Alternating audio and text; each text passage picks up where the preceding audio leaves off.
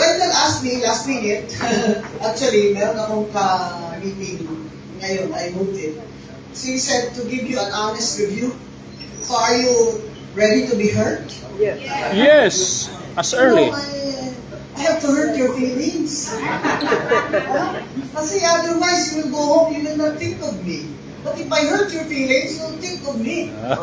Sa mantok. Tayo ka, no? Sakto din. Sakto. Depends on the experience. Diba? Kasi marami sa atin nag-move, magalaw sa politika na hindi strategic. Pag hindi strategic, we open ourselves to a lot of offenses. Okay? So I'm here as your guest speaker because alam niyo naman, ay hindi ako DDS, kakamping ako, di ba? Kayo lahat na budol.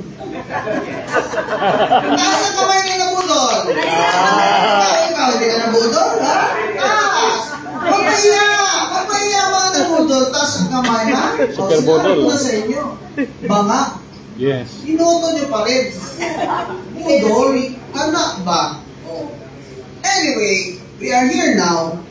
Kanya, I know that your objective really is to create and propagate a movement.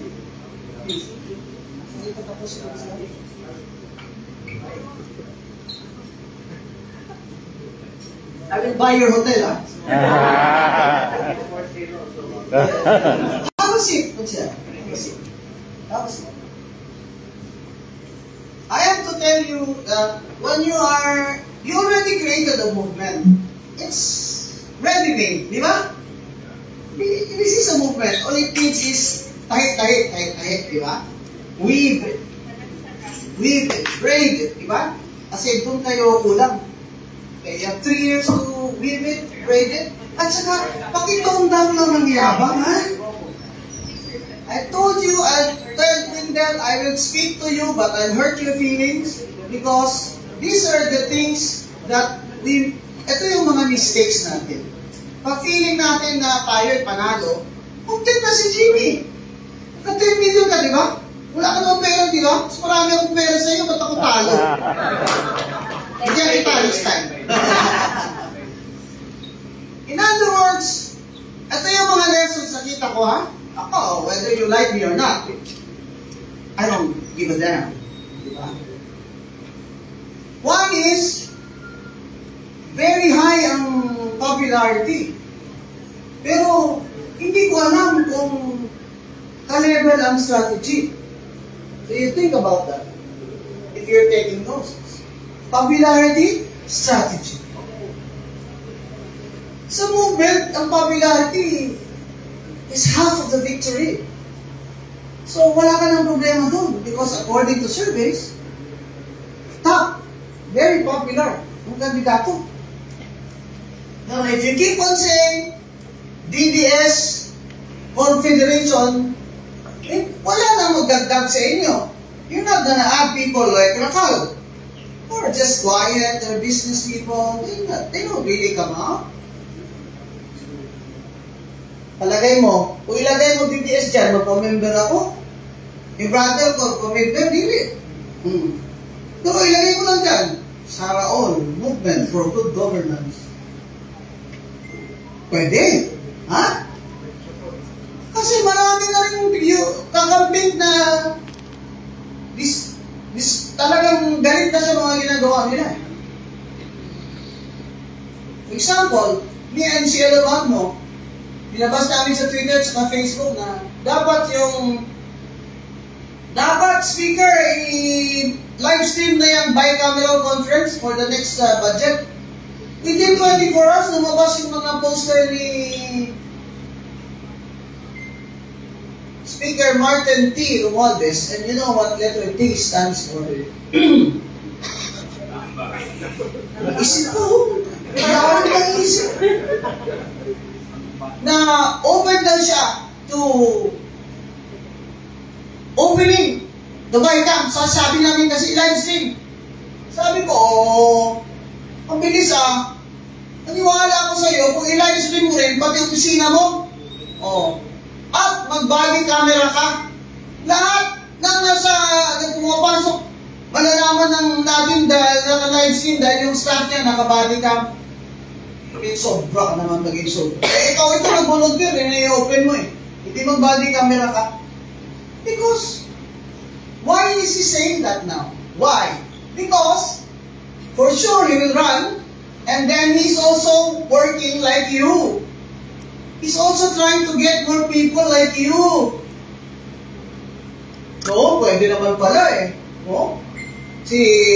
Ang mga DDS, pro-China. Kaya, Romualdez and Marcos Dynasty, anti-China. Yeah? Diba? Pro-US. Diba? Isang issue yan na maraming academicians papatol dyan. Papatol dyan. Lalo ng mga abogado who are against the creeping occupation of China. And yet, wala namang sinabing policy statement si Sara Duterte, si VP na she is pro-China. Pero, take note. And then, popularity, strategy, of course, money. Yung kalaban, napakaraming money na hindi naman kanya, kaya madali niya igastos. Money ng taong bayan. Kaya binabantayan natin. Diba? So, you add to the other elements. Now, sabihin mo, how do you win? How do you win? Dagdag ka ng boto. Paano ka dagdag ng boto? Tayo nang binakikita. Kayo, how many times have you seen each other in how many meetings? Same people. Same people see each other. Diba? Nagdagdag lang sa ating iglesia. As a block, as a command group. Diba? Dito sa Cebu, bilib ako. Kasi mga tao dito, nagprotesta gid. Una nga nagdaog ng kandidato ta. Kay hindi lang naman si Gwen Garcia kontra. Ang kontra Marcos Romualdez Dynasty, di ba? Na the message is very clear, okay? Because when you're trying to convince people, your message has to be very clear. Okay?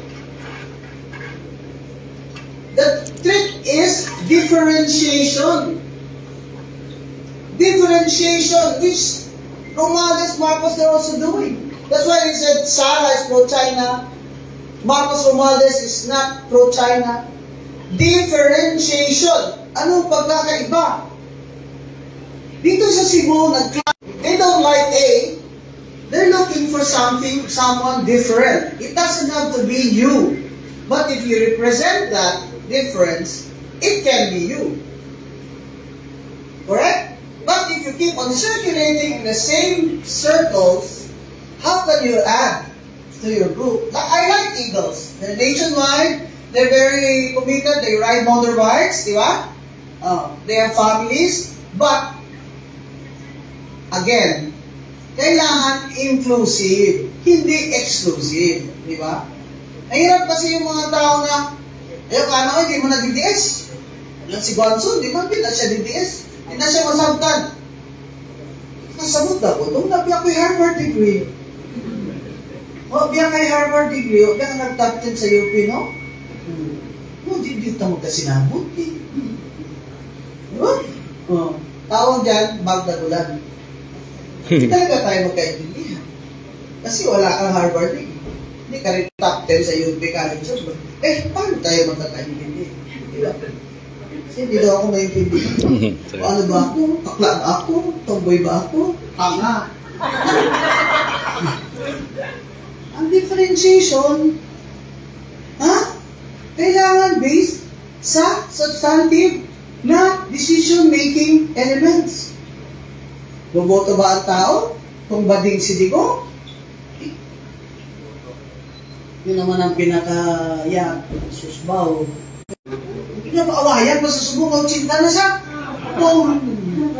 Kaya ako, kung si ganito, si ganyan, ano problema? Maraming girlfriend. Tagal na yan. In other words, walang dagdag kung puro kayo, hindi naman yan DDS eh. Hello, ang kandidato mo si Sara. Naisipin mo ngayon, Paano kayo dadami? So, ang sinasabi ni Mendel na good governance, di ba, is the end result of the election, of the politics before that, and the movement before that. Ang advantage ng mga dito is ang groundwork nandyan na. Yung sa kabila, ang iyang groundwork, tanan through the mayors dahil vote buying siya. Ito, walang vote buying, ay wala may iba-ibay. Wala may takwards. So may palit wala may takwards. So, mas maayo pa na committed ang tao, hindi madala sa kwarta, that's how you choose leaders. And you've proven that in Cebu. Congratulations. You've proven that in Cebu. Cebu, the protest capital of the Philippines. Di ba? Buhay pa si Tommy Osmeña? Mga Osmeña, kaya ang lolo ko. During the Commonwealth. Buhay git. Hasta sa deathbed ng lolo ko, pumunta si President Sergio Osmeña. That's why ligo ni Tommy hasta karon. Hasta karon, 40 years after, nag-mayor kami, si Tommy, ako, si Digong, at si Jesse Robredo. Pero una ko sila, kanan, kay OIC man ko ni President Cory. OIC Mayor ko sa Cadiz, OIC Mayor Vice Mayor si Digong sa Davao. And Jesse Robredo was not even OIC Vice Mayor. He was in the NGO. So, yan ang mga napansin ko lang. Alam ko naman din na alam nyo na yun. Kailangan lang talaga ako magsabi sa iyo. Para maklaro ba? Kabalo naman ko anak, ma'am. Mo na mga estudyante nga bright tayo. Na nang pagkahuman sa lecture mo pa ipagkaimon na, kabalo naman ko anak, ma'am. Mo na kinanan ang test quiz before the lecture. Diba? Ako, when I teach, okay, quiz. Kasi yapang pagkatapos ng pag-lecture, alam ko na yan, ma'am. Diba? Yan. Kailangan strategy. Now, kailangan 10 steps ahead. When you said those words against Torre, did you think na libel ka niya? I really don't care. I know I'm on target, and I already accepted the fact. That's fine with you, but you have children. I have to do things. Yes, but they care if you die. So that's not very strategic. Okay. Loyalty, bravery, courage. They're good. They're good traits. But to be strategic can even make you better. Awa ng Diyos, wala naman may nag-file na ako libel. Because I know how to phrase the words. Di ba? And if you sue a public officer, the general principle in libel is, he should not be so onion-skinned. If you criticized him on the basis of his functions, which you did. So, even if you're not a lawyer, you were correct that you cannot be convicted if he is a public officer. Correct? Unless you said something else. No. Maot mo na siya, maot. It has nothing to do with his functions. Maot. Diba? Ugly. Maot. Somebody kaya will sue me for libel if I say maot siya? Mautahan daw hana, oy. Oh. Yeah, truth is a defense in libel only if he's a public officer again. Correct? So anyway, because you are not lawyers, please be careful. Be careful. You don't have to prove your loyalty to anyone. You don't have to prove your bravery to us. We already know that as a leader, you have all these qualities. But you are not standing alone. You are standing for your candidate. in the next elections, and that's 3 years from now. And that is why you have to be strategic. So, ang tinatanong ko nga sa inyo kanina, mataas ang survey dito, mataas ang social media. Bawat bayan ba may chapter? Bawat bayan ba may core group na coordinators? Tapos, anong activities nila doon? Sinasabi ni Wendell na good participatory governance, dapat doon sa LGU, ang movement ninyo nagpa-participate doon sa LGU, down to the barangay. It doesn't have to carry this name. It doesn't have to carry this name. They can be youth organizations. They can be women. They can be PWD leaders. They can be PWD rights advocates. They can be senior citizens. In fact, it's better if they don't carry this name. Because some people might get turned off in the LGU level if you carry this name. You carry this name only among you. Correct? Sa baba, kumuha ng leader na sectoral to represent their sector, which your movement supports. Correct? Yeah. Because you cannot count the votes by being members lang. You cannot count the votes that way. You can count the votes later by the lives that you have touched, by the changes that you have made in your community. Mas magaling na kayo sa akin dyan. Sa tagal-tagal ko sa politika, sa tiyan pa lang na nanay ko, vice mayor na nanay ko, 33 years in politics. Pero kayo, diri, kamu magyudri. Kamu magyudri. You walk on this earth that called Cebu. You know this land better than me. You know the people. You know their desires. You know their anger. You know their aspirations. You know their frustrations. You work on that. Again, my congratulations to the people of Cebu for electing your new, brave, and forward-looking, for sure, progressive Governor Papa in the front. Iyawan sila. Atong pagkakano, si Atty. Guanzon, no?